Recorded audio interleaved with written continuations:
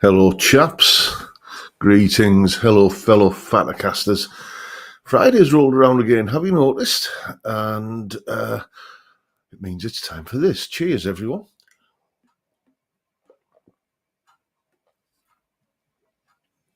This week, the show is brought to you by Budweiser. Not that they're sponsoring me, but the G&L Comanche guitar that was here for a while, that belonged to a certain Mr. Balder. He got it sold. I think he must have thought I helped in some sort of way. So he sent me a couple of slabs of Budweiser up, which was very nice of him. And there's nothing tastes better than free beer, is there? Let's have a look, see who we got in and who's teacher's pet first in. That was Terry Day this week. Nice one, mate. And then we got the aforementioned Boulder 64, David James, Dave Fiendish, and who else we got? We've got Fiend Tunes and Stephen Hedger. Paul Trainer is in, and as usual, chucks a couple of quid in the tip jar. Thank you so much, Paul. You're a gentleman, sir. Then we've got Amadeus, Ingrid, Vincent Brennan, Peter Collins, Stephen Polk, Johnny Random, Steve Entwistle, Rubbish Guitar Bloke is in, so is John Ross, Otto Geddon 1. What you saying there, mate? Celebrating today, having been made redundant 3 months ago. I got a new job this week, chuffed to bits, and several beers this evening. Well, congratulations to you, mate. Well done, you. Then we've got Pablo Hank. There's Anton, Frank Bolam, Grandpa Joe. And Grandpa Joe is, as usual, giving my Patreon a shout out. He shouts it out more than I do. Excuse me. Anyway, what are you saying there, Joe? Let's put you up on screen. Greetings, John and Fatacasters. A miserable week of weather here in New York City, but the sun always shines in Fatacaster land. Oh, we're a happy bunch around here. Support John's channel. Consider his Patreon. Many perks guaranteed to enjoy. Joe, you are embarrassing me, mate. You're making me blush, but keep on doing it. There's PFY Guitars, Francis Chambers, Ben Allmark. Craig Stamen is in, as so is Scotch Broth. And Dr. Gomez 1. Oh, excuse me. We got Peter Williamson, Johnny D, Francis Chambers. 60s man is in, so is Doc Alders. They're in a slightly chilly Sheffield. Yes, it's been slightly more, kind of normal for us pasty white kind of northern types. In Redcar here today. I don't deal well with heat. I might have mentioned that. There's Chris Otterwell, Robin Fawcett. We've got Nathan. We've got Malcolm Spillett, Cal Texper, and the Essex Cat. There's Colin Falcon, Ron Wells.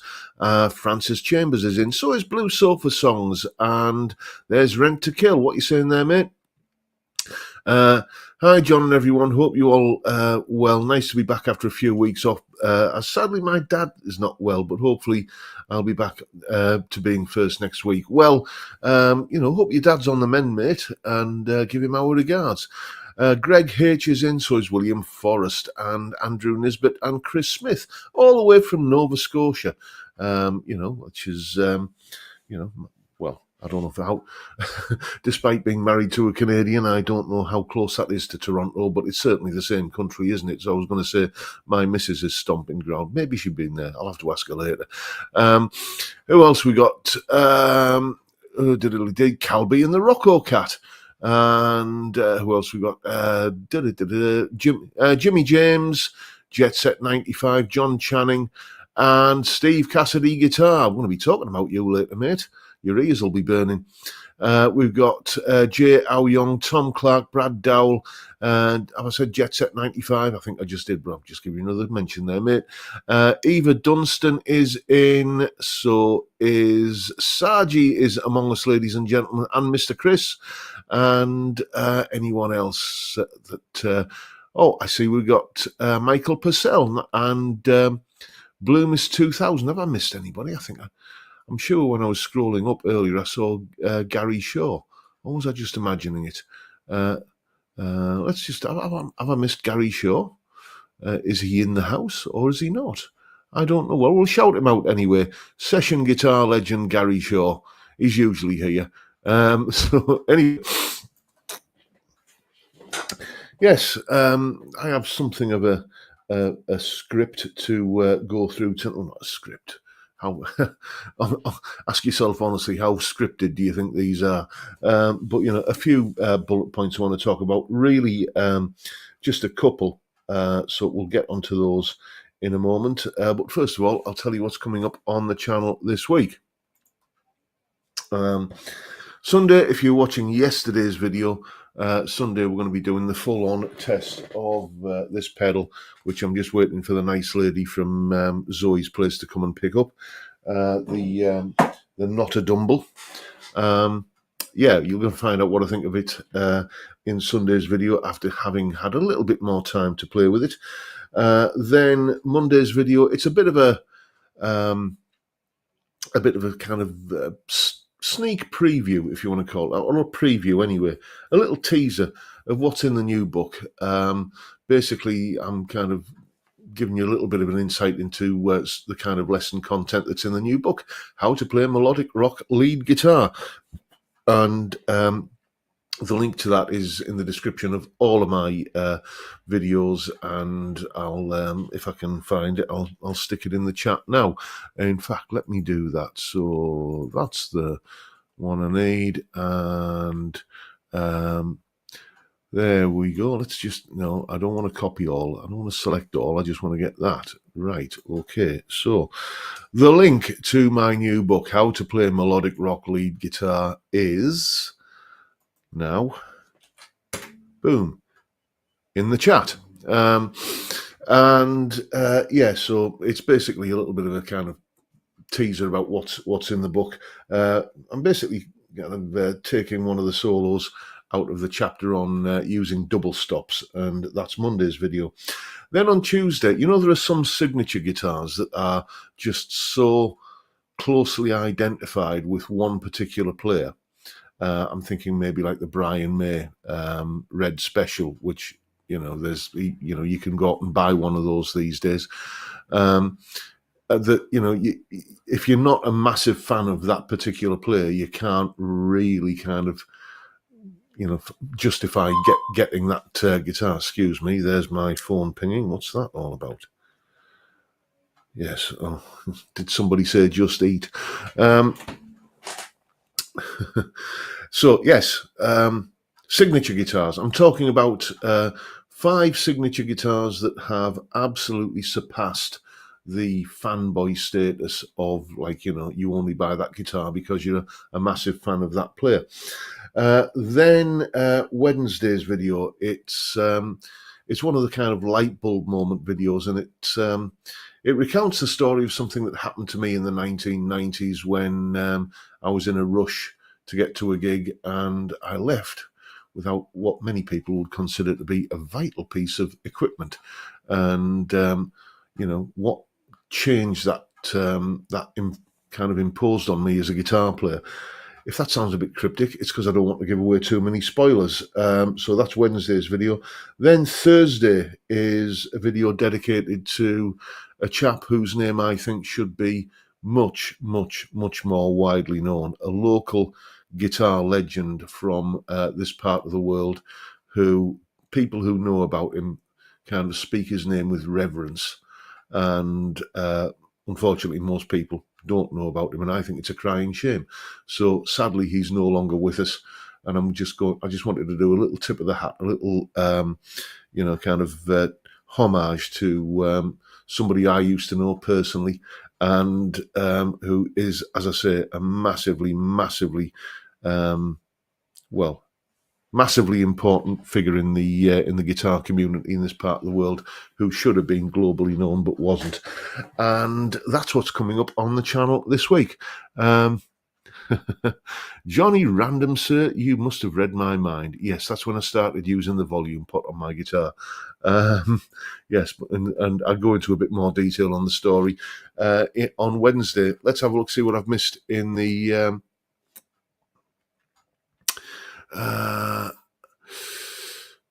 chat. Oh, there's my post. I thought I recognised that name. David James is saying, what happened to the Fender Fund? I tossed a few quid in at the start. if not going, could you give it to Zoe's place? It's dormant at the moment, mate. Other things kind of took over. I still plan on resurrecting that. It's I set up a Give, Send, Go campaign, but it's just I can't tell you how busy I am. But I got an email a little while ago from Give, Send, Go saying that the money that the fund was dormant and I would need to relaunch it. And when I do, it'll be with the with the funds that are in it. So that is on the cards. That is coming up. I want to get that up and running sometime, probably, hopefully, around about September-ish kind of time. If you don't know what that's all about, it's I was wanting to do a comparison between a Fender Ultra Strat and a Squier Classic Vibe Strat back there, just to see how they were, how they compared. And then once the comparison was done, the guitar gets raffled off for Zoe's place, or donated to Zoe's place, or used in some kind of way to raise funds for Zoe's place. But the problem I had with it was that I launched it like an idiot. I launched that fundraising thing right in the run up to Christmas last year. Yeah, that's not the best time to be saying kind of chuck some money in the hat to contribute towards a guitar. And then New Year came, and then I just got really, really busy with lessons, and I would be lying if I said it hadn't slipped my mind. But thank you for the reminder. It is going to be kind of rebooted, shall we say. It's that there will be an announcement on the channel at some point in the next few weeks. Let's have a look. Bloomis 2000 is saying, shout out from Denmark over here. Love the show. Well, thank you, mate. I must admit, this is one of my highlights of the week as well. Started this during lockdown, when they shut all the pubs. Oh, you don't mess with an Englishman and his pubs. You just don't. But they did. So I thought, well, we'll have one on YouTube instead. Let's have a look. I think that's pretty much all caught up, unless there's anything new dropped in. Sargi is saying, what camera are you using now in the live stream? Is it the same camera you use in your other videos? Is it a webcam phone? It is the same cam. I use two cameras in my videos. I use this one for shooting the bits where I'm playing, and I use just a webcam, same webcam I'm using now, to do the hello chaps, welcome to John Robson Guitar Tuition, all that sort of stuff. The reason why the video quality looks a little bit different here, or shall we say a little bit not as good, is because unless you pay StreamYard an inordinate amount of money every month, for higher picture quality, then all I get is 720p, which for a bit of beery banter on a Friday is just about good enough. I can use this one as a webcam, but the problem is this creaking, rickety, knackered, old, reconditioned laptop that I use just can't keep up with that camera, and you get all kinds of glitchiness, and it's just not worth the hassle of doing it. So that's basically the story of it. Essentially, what I need to do at some point, the next major purchase around here will be, possibly I might go down the Steve Cassidy route and get myself a Mac. But certainly what I've been doing for the last few years is just, you can go onto eBay and buy a reconditioned laptop for 150, 200 quid, and it's good enough. It gets the job done for most things. And then when it gets, kind of a little bit sort of kludgy and knackered and just slow and everything, just flatten the hard drive, reinstall a fresh version of Windows, take it up to cash converters and get 40 or 50 quid for it, and then put that towards the new one. But yeah, it's time I looked into something a little bit more high end. I think that will probably be the next big capital expenditure for this little business that I run here. Anyway, I need a wee lubrication. Let's have a look.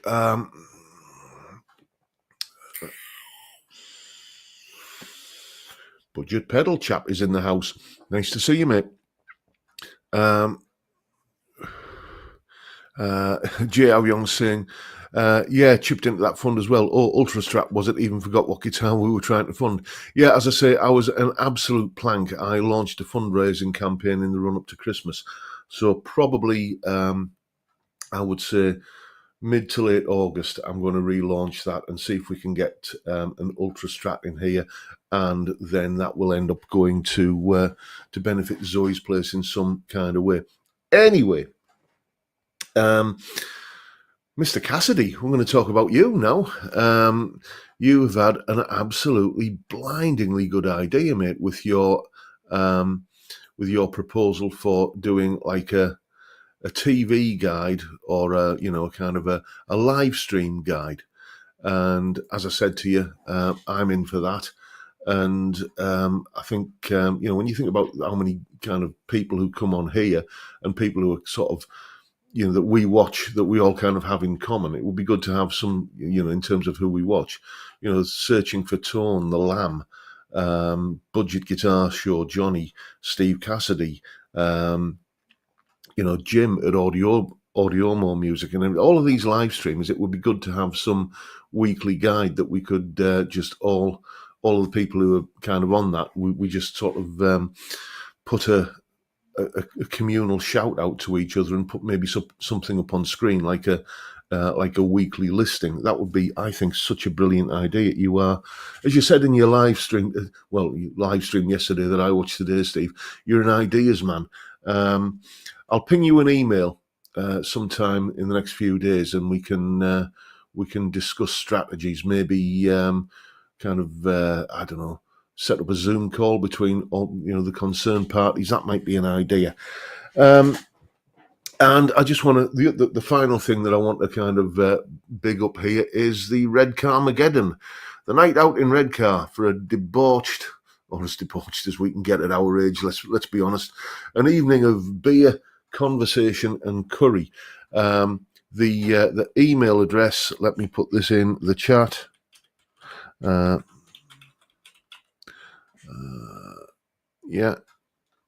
at that.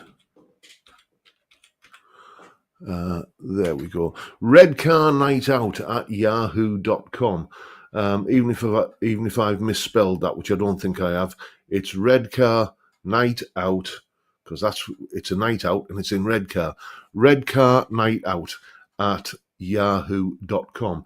If you are coming on the 19th of September to that gathering, then please send me an email to that address.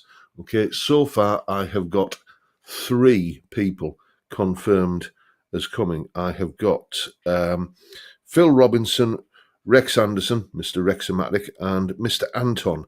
Those are the emails that I've got confirming that they will be there. I need to know a rough idea of numbers, or as precise as possible, because we're going for a meal, and that requires a booking at a restaurant, and that requires some sort of idea of numbers. And there's plenty of accommodation in this part of the world, B&Bs, Airbnbs, that kind of thing, and a very cost conscious place to find somewhere to rest your weary, beery head will not be a problem. And just as a special thank you, I'll either settle a restaurant bill or I'll put a chunk of cash behind the bar, so everybody's kind of getting a little something back from me for all the support you've given me over the years. And it's just the least I can do, really. So as I say, Redcar Night Out at yahoo.com if you're going to be turning up, and it'll be, I'm sure, an absolutely rollicking grand evening. Craig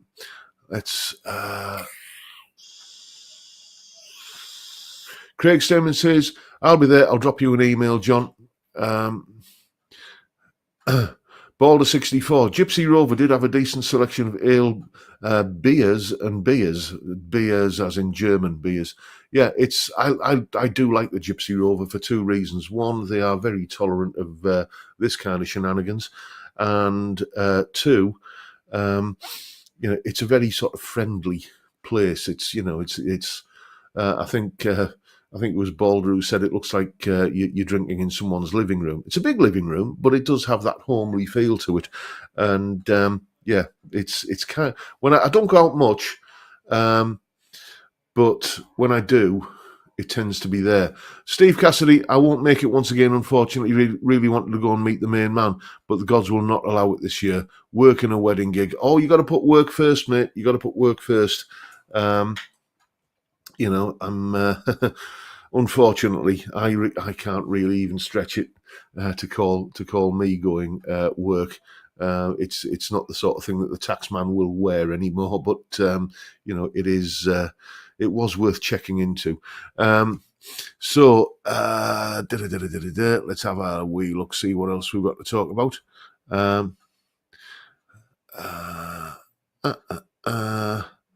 Anything else?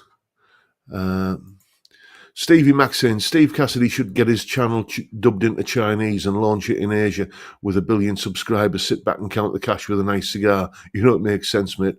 There is a certain gentleman who I won't embarrass by naming, but he did say to me in a rather candid moment once that Steve Cassidy should get his channel dubbed into English. No offense, Steve, but it's just when you get excited and talk fast. This particular gentleman does sometimes have to turn on the closed captions. But then again, I wonder if anybody does anybody from let's say the overseas territories have any problem understanding my Teesside drawl? Is it because as far as I'm concerned, I don't hear an accent when I speak, but I'm sure I've got one, maybe just a slight trace. Klaus is in. No beer today, but thought I'd pop in. Well, you can have one. You can have one later, mate. You can have one later. In fact, make sure you do. Speaking of beer, and it was the other thing. Tuesday's video. You didn't let me down, did you? The overrated guitarists. There were some surprising names on that list, I've got to tell you. But you like what you like, and you're not keen on what you're not keen on. And videos like that always have the effect of sticking the channel's head above the parapet quite significantly. And I got the funniest one was somebody saying, your show is ridiculous. ... like about a mile of full stops or periods, whatever you want to call them. Your audience is ridiculous. ... just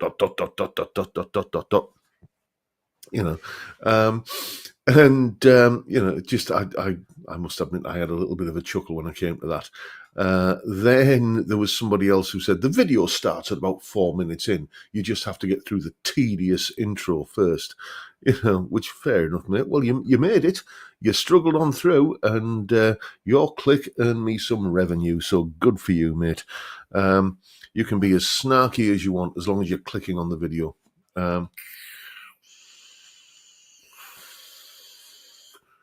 Jay How Young is saying, you're loud and clear to me, John. Stevie Mack is saying, I do, and I've worked with people from Norton for years. Nice one. Michael Purcell, not much of an accent, John, very clear. Sometimes Din Neverthin says that the Americans struggle with Cockney. Anton saying that's why Steve Cassidy added subtitles on his last Guitar Shop video. Doc Alders, we have we're in Sheffield, but don't worry, we have a phrase book. Klaus Fritsch says, I'm in Germany, I understand you just fine. No problem at all. Oh, there's Gordo Cannock, nice to see you, mate. Graham Campbell, I've got relatives up here that make Steve sound like Stephen Fry.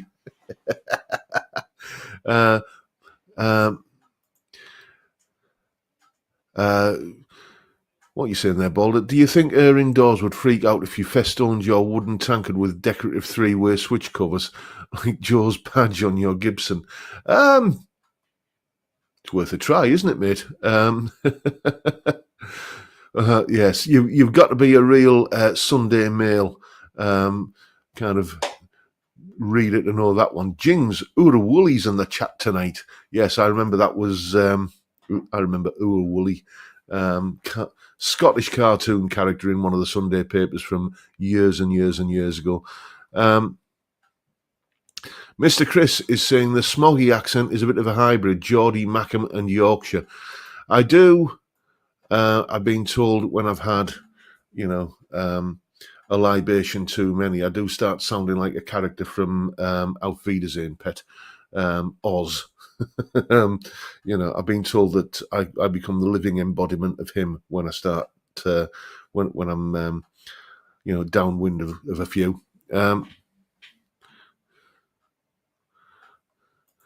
Bill Mumbo saying, John, I had a friend who could tell my father was from Norfolk by listening to me, southeast London. That's okay. Fair enough. Oh, Chris Otterwell saying in the Sunday Post. Yes, I do beg your pardon, mate. I often get Sunday papers confused because they were just always in a big pile in the living room when I was a kid.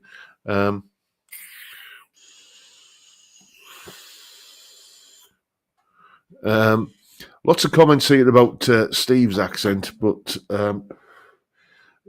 it's. I think you all seem to manage, reasonably well with us Brits and our regional accents. It was the one thing that really took my missus, who, as I might have mentioned, is from Canada, by surprise when she came over here, is just how much the accent can change within a few miles. She's from Toronto, but you could get somebody from, I don't know, over the other side of the country. Can't think of the name of the city. Where they used to film X-Files. Can't remember it. But, basically there's not much, if any, variation in regional accent in Canada, apart from the French lot. But it was, it was a big shock to her. When she Vancouver, that's the one. Vancouver, thank you. I couldn't think of the name then, but it was like literally you can travel 10 miles and the accent is noticeably different here. Noticeable even to an outsider as well. So there you go. Rent to Kill is saying, I love it when Americans say, I love the British accent. I'm like, which one? Indeed. Yes, there is that.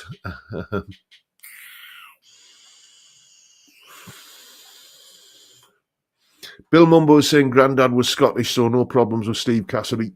Oh, we got Starlancer. Nice to see you in there, mate. And Chris Otterwell is saying the Northeast accent makes me think of home, County Durham.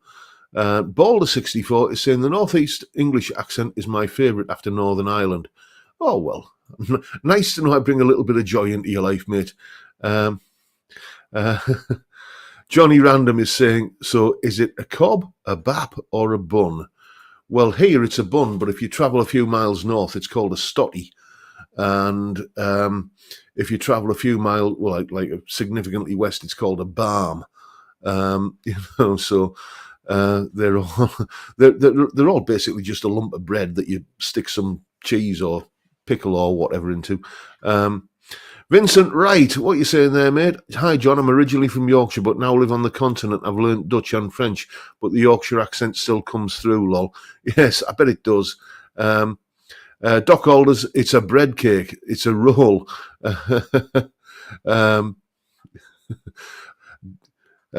Johnny D saying, I love the Geordie accent. Me, man, woman, man, pet. Yes, yeah, that's those are just punctuation marks in the Geordie accent. Anyway, it's about that time. Shall we have a look at some lovely pictures of guitars that you good folks have sent in? Let's just go to the relevant folder.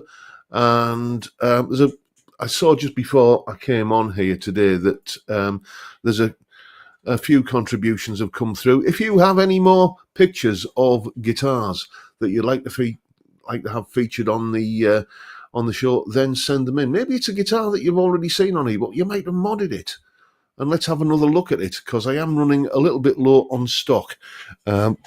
We've burned through quite a few, and that's the one I want. So then go to, I always forget how to do this every week. Share screen, and here we go. This lovely thing belongs to Austin Barrett, a Harley Benton P90 Gold Top. I've had two of these in here. One was donated to the channel by a very kind soul, and that ended up going to Zoe's place. And then another one it was one of the prizes in the AgriJag raffle from last year. And again, these are a really properly nice guitar. They genuinely are. They're so much nicer than the spec and the price, than the price would suggest. I'm even thinking about maybe grabbing another one just to have for myself, but we'll see. Then there is another Austin Barrett possession. This is his Squire P bass. I think you said you'd modded this, but I can't remember what the details were. But good, solid, dependable bass. Did anyone see that 5 Watt World short history of the jazz bass recently? I found that quite interesting. Then some more Austin Barrett. You can see I've just labelled this Austin Barrett stuff. At first I thought these were just like speakers or something like that, but this apparently is some kind of percussion instrument. Well, they all are, but this is a tuned one, and these are basically kind of drums that have got kind of tuned cavities and like a snare inside that you can just kind of beat on and get some interesting rhythmic sounds out of them if you know how to play them. I did say if you've got any pictures of stuff that you use to create music with, then send them in, and that's probably one of the most interesting ones, shall we say. Then from David Thompson, this is an SG built from a Harley Benton kit, and looks really rather convincing, doesn't it, with the Bigsby and everything on it there. I bet that is an absolute blues machine. Didn't really see from the photo, but we can't tell if that's a set neck or a bolt-on. But either way, yeah, it looks the part, doesn't it? I'm sure it. I mean, all these parts are made on CNC machines now, so all you got to do to get any of them fettled up into a decent shape is, I suspect, a little bit of fretwork and a little bit of fettling and a setup, and you're good to go. Nice looking guitar, mate. This one just Image 1972. I forgot to rename this one, but I think this is probably one of Tom Clark's guitars. Apologies for not labelling that one up, mate. I don't know what was up with me. I can't imagine why I didn't bother doing that. Or must have forgot or something. But you can see we've got, that looks like a Seymour Duncan. Is that a little 59 in there? And, yeah, that's going to be a beast of a guitar, isn't it? Absolutely gorgeous. Then some guitars from the chap who sent me that Jim Burns book that I haven't started reading yet because I haven't had time. Jim Howard. Jim is the very generous chap who sent me those pair of vintage guitars, the Strat I like and the Telly I like, in the sort of Sonic Blue or Laguna Blue, as we have to call it, because it's not they're not official Fenders. But this is a trio of his Burns guitars, and that's There's a video coming up on Thursday that has a sort of slightly tangential connection to Burns guitars when I'm talking about the local legend that I mentioned earlier. So yes, you'll find out more on Thursday. Lovely looking guitars, mate. I especially like that one. The thing about Burns guitars they are just so quintessentially English looking, aren't they? There's just something so, I don't know, English about them. I can't think of any other way of putting it. You know instantly that you're looking at a guitar that wasn't made in North America when you look at Burns guitars. Then, that looks familiar. This is a guitar that, well, not the actual one that I used to own, but the exact same model, the Harley Benton Fusion T, belongs to Tom Clark. My old Harley Benton Fusion T went to a chap who's in the chat tonight, Craig Stamen. And I must say that the top on that one looks a lot better than the top on the one that I used to have, which was a bit more sort of Formica looking, but it was a lovely guitar. It just, after my finger mishap, it just wasn't quite as comfortable to play anymore. And then another Tom Clark guitar. This is his Harley Benton SG. Yes, again, never owned a 3-pickup Les Paul / SG. Never owned one, so that's a kind of bucket list guitar for me to get one of those at some point. And another Tom Clark Telly. This is, oh, you got to love a tortoiseshell pick guard, don't you? I certainly do anyway. Binding around the edge and everything. That just works really, really well, I think. It looks luxurious without looking Liberace, doesn't it? And then another Tom Clark guitar. Yeah, Tom, you're doing a lot of the heavy lifting on this week's selection, mate. This is his vintage SG. I think the model for is this the VS6? I used to have one of those. If you go way, way, way, way, way, way back in my old videos on the channel, you'll find a video of me with hair playing a tune called Slapshot, which was recorded on my one of these back in about 2008. And I can vouch for the fact that it's a fantastic guitar. Anyway, chaps, that is the selection for this week. As I say, any more contributions are very, very, very welcome, because I think we're down to about maybe half a dozen at most now. You know, send them in. Send in pictures of your guitars, your basses, your keyboards, your amps, your pedal boards, whatever it is that is a tool in your music making box. Send in a picture and it'll get featured at some point in this part of the show. Anyway, I need to just relubricate.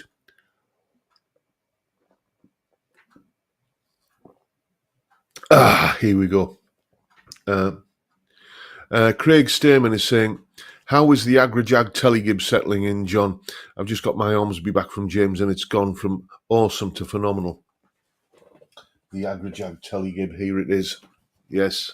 Do you know that the thing that killed me about this for the first week for the first part of the week that I had it, was that I was in the middle of shooting videos before that were going to be going out before the video on this guitar goes out. So it was sat there on the stand going, play me, play me, play me. And I thought, no, well, I don't want to kind of use this guitar before the official sort of video on it goes out. It is absolutely phenomenal. It is just... We're all gentlemen of a certain age, aren't we? We just are, for the most part.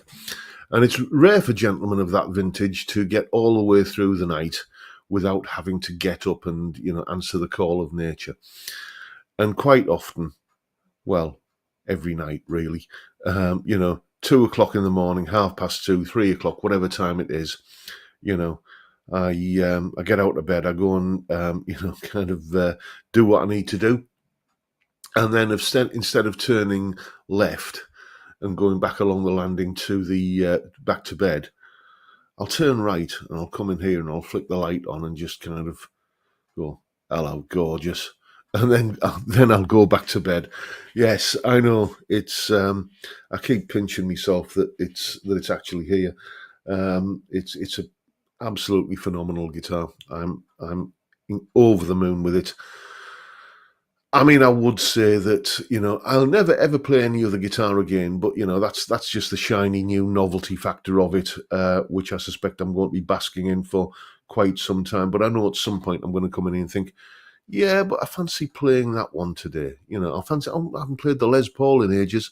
I'll pick that one up. Or I haven't played this in ages. So, I know that that's going to happen. But at the moment, as we speak, it is just the utter bee's knees. And, what can I tell you? James makes lovely guitars, and no, I'd better not say what I was going to say then, because yes, there might be someone once threatened me with legal action if I spoke too much about him. Yes, we'll leave it at that. But yes, Blondie, etc. But it's a beautiful guitar. Jay Aoyong is saying, how long do we have to wait for the review and demo? I'm a busy little bee at the moment, I'll be honest with you, and because I'm planning on taking some time off to do some sort of maintenance on the house in August, so I've had to kind of really race ahead and get the content out in good time, so I can get the content stacked up in good time. So unfortunately, you're going to have to wait till September the 14th for the Agrajag Telegib review video. Yes, I have been busy, haven't I? I've been in here from early on in the morning till late at night, just kind of stacking up the content so I can take some time off in August, because, as I say, there is just all those kind of, throughout the course of a year, there are little jobs around the house that need to be done that you just put off and put off and put off, and then you get to a point where it's a critical mass and you think, I need to get that stuff done. For instance, our bedroom door handle is held on with this stuff at the moment. It's I need to sort that out. I need to the green kind of sofa bed behind me, that's not going to be here after August. That's got to be kind of got rid of, and something else in its place. And I've got to kind of, it's not getting rid of the couch that's the problem. It's getting rid of or finding places for all of the junk that's stored underneath it. Stevie Mack is saying, getting a hot tub, John, that will be a live stream. I've never seen the appeal of hot tubs, to be honest with you. Let's go and have a hot bath in the backyard. It's just, it doesn't, it's just not, maybe if I tried it, it would be something that I would be, that I would see the attraction of, but it's not something that readily appeals to me, if I'm honest.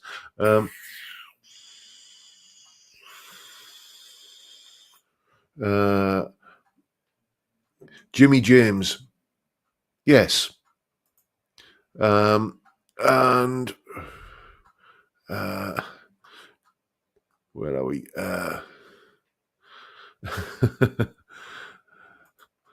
Calby, I've got to put that up. The P90s. That's an inspiration. The inspiration for a certain pickup. Vincent Brennan is saying, have you done a top 5 producers? I have, mate, yes. Long time ago, though. Might be time to update that list. Let's have a wee look.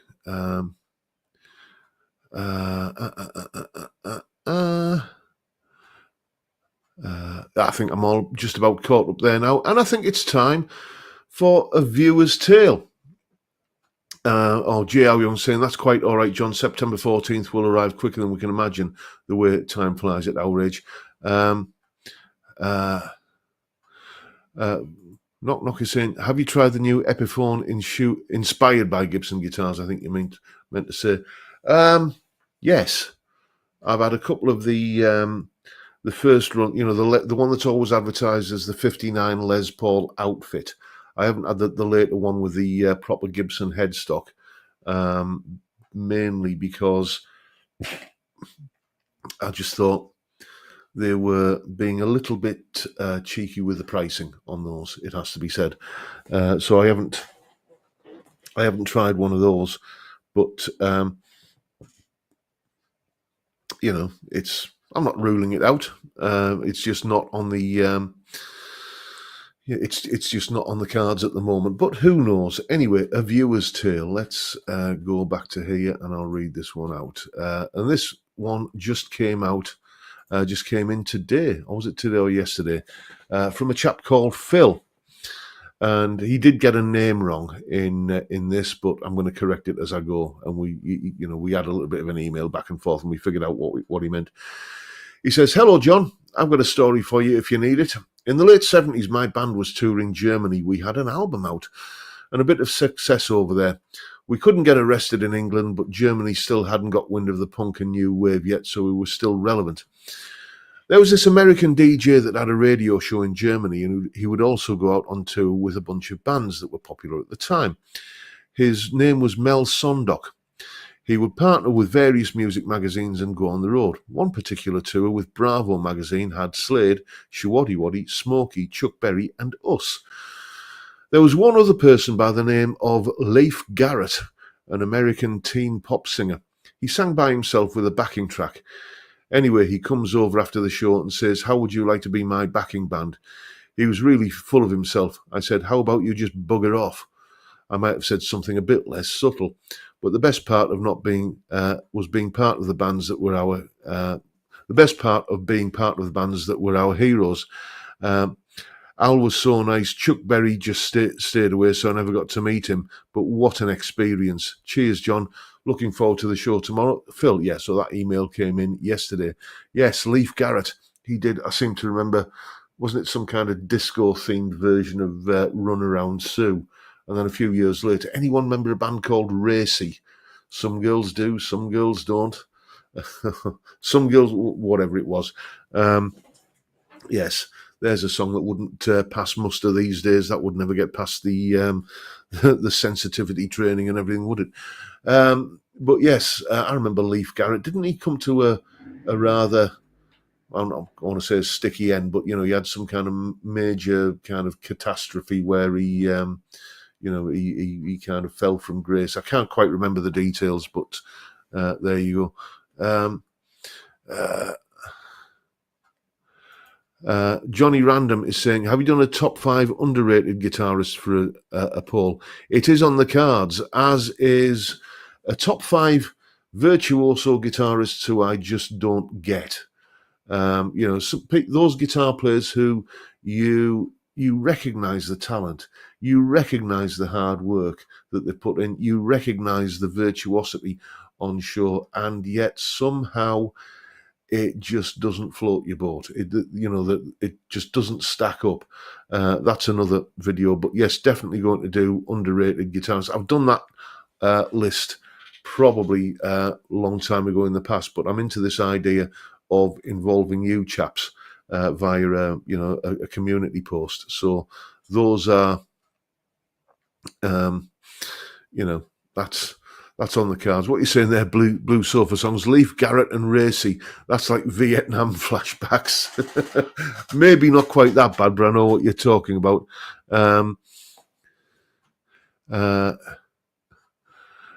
Johnny Random is saying Ing Thing is number 1. Yeah, Ingve.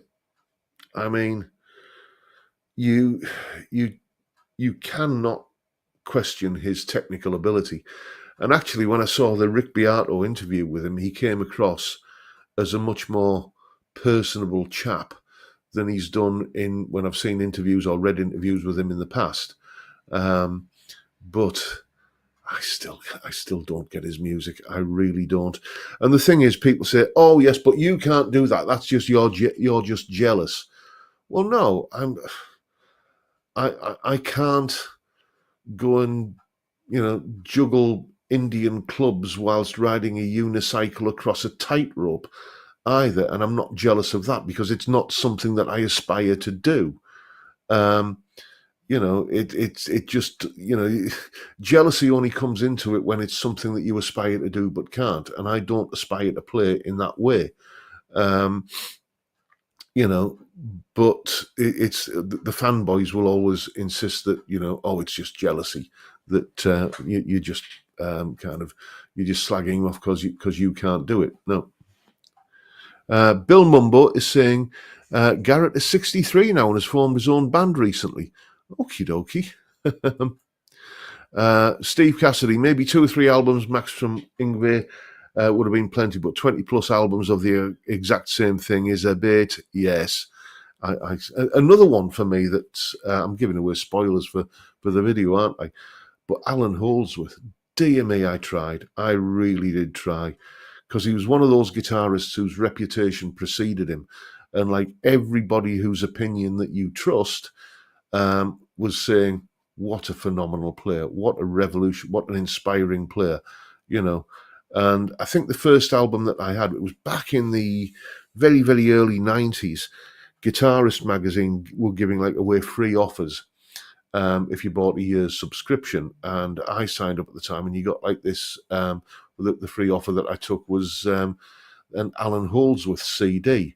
I think the album was Secrets. And maybe it's because this was, I think, at the height of his Syntax period, but it just sounded like a really atonal synthesizer album. That was like, it's like, what is this? Whatever it was, I certainly wasn't ready for. And 30 odd years later, I'm still not, I'm afraid.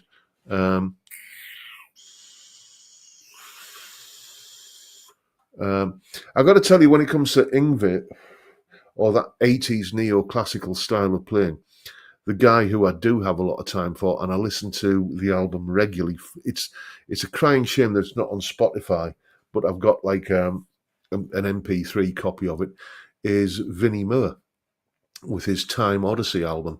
That's got all of the kind of twiddly flash sort of stuff that you find in an Yngwie setting.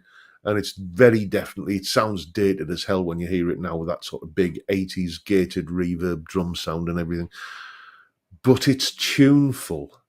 There are melodies. You go away after listening to that album humming the tunes that you've heard, which I've never, ever done on an Yngwie album, and certainly have never done on an Alan Holdsworth album. But yeah, Vinnie Moore, I have a lot of time for him. He's probably the only guitarist in that genre that I ever truly kind of enjoyed listening to. Anyway, where are we? 7 minutes left in the stream. This is going to be a bit of a race, this one, chaps. By the way, if you have any viewers' tales, they could be brushes with the great and the good of the rock world, or they could just be amusing stories from your time playing your local circuit. I've got quite a few of those. I might do another video on that because I haven't done one of those in about 6 years. Just any kind of any tale that can raise a chuckle, raise a smile. Send it along to me. Usual email address, jrguitartuition@gmail.com. And don't forget, Redcar Night Out at yahoo.com if you're coming on September the 19th.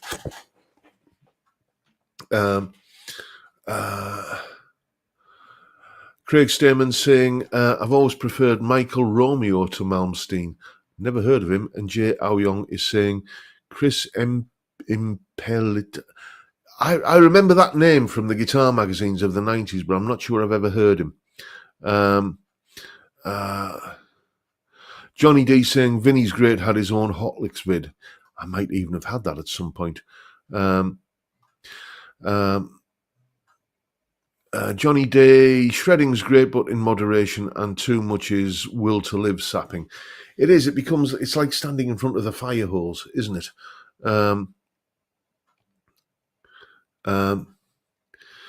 Steve Hoget. Oh, nice to see you, Steve. It won't have been Secrets, possibly Atavacron. Possibly, Steve. Yes. But it's, you can't deny that's the Alan Holdsworth album. I didn't see you sneak in there, Steve. Nice to see you, mate.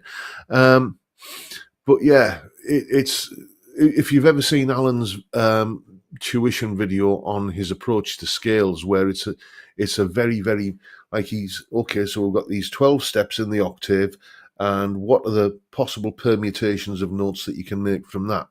And then discount all the ones that have got more than 3 consecutive semitone intervals, and then, okay, so you come up with these scales, now harmonize them into some truly kind of odd sounding chords, and then blow over the top of them.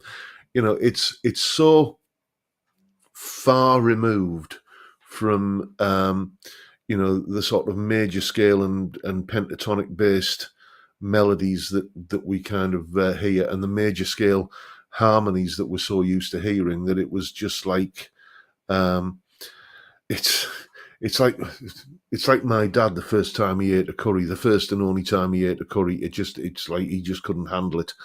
He couldn't. My dad couldn't even stand Heinz curried beans. They were too spicy for him.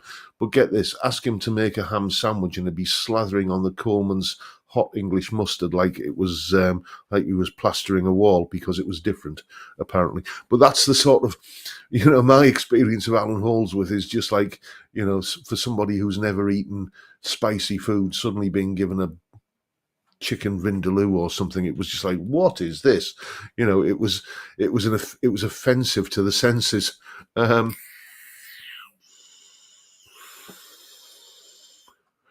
Fiend Tunes, I agree with you 100% there, mate. Mick Ronson could send shivers down your spine with one held note. And here's the thing about Mick Ronson. I mean, it is the cliche, the tone is in the fingers.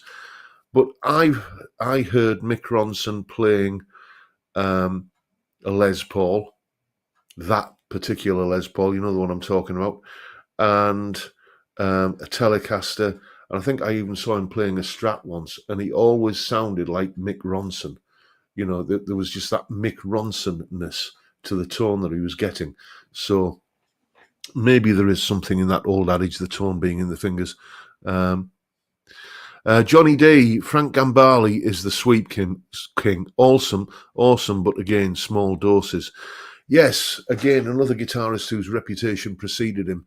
I've just actually been sent a copy of one of his videos by a mate of mine, the Modes No More Mystery, which I haven't seen in years, it has to be said. Trust me, Frank, I saw your video back in the 80s, and there was still plenty of mystery about Modes after I'd watched it. I didn't figure the whole thing out until much later. So that's the reason I want to watch it again, because of now I can maybe kind of make more sense. Oh, we've got a super chat coming. Who's that from?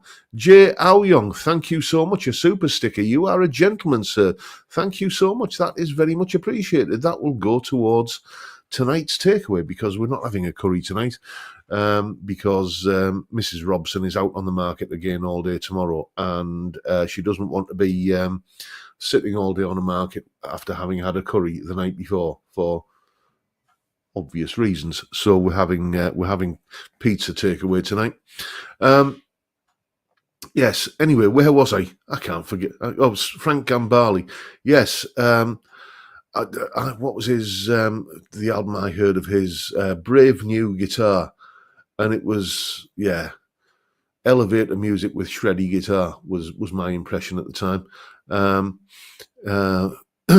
Steve Cassidy, Gambale's becoming my new favourite. He was always on my radar. Had a couple of his albums, but my ear wasn't ready for it back then. An album that was like that for me actually was Blow by Blow by Jeff Beck. Heard that in about 1981 for the first time. Didn't get it. Now it's one of my favourite albums. And with that, chaps, I will wrap things up for today. I'm sorry if I've missed your comment. I'm not Rick Beato. I don't have a whole army of Santa's little helpers keeping an eye on the chat and flagging things up. I'm too busy drinking beer and blethering at you. But if you'll forgive me if I have missed your comment, I'll try and include it next week. But for now, I'm going to wrap it up because I'm starting to get hungry. I've got a pizza to order, and I'm going to go and spend an evening with the missus in front of the TV. A rare treat for me. So until next week, everyone, time, gentlemen, please.